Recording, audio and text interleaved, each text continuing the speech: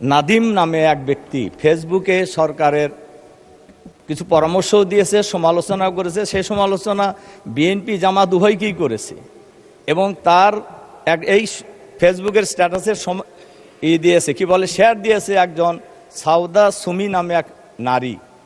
এরপরে পুলিশ তাকে গ্রেপ্তার করেছে এবং বলা হয়েছে উপরের নির্দেশে তাকে গ্রেপ্তার করা হলো এবং মামলাও দেওয়া হয়েছে এবং উপরের নির্দেশে মামলা দিয়ে গ্রেপ্তার করা হলো।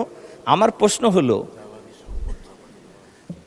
এমনি সমালোচনার মধ্যে ছিল তেলটাকে সে বেশি গুরুত্ব দিয়েছে। তো আমার প্রশ্ন হলো, উপরের নির্দেশ বলতে কাকে ওনারা বুঝিয়েছেন এটা আমি জানতে চাই।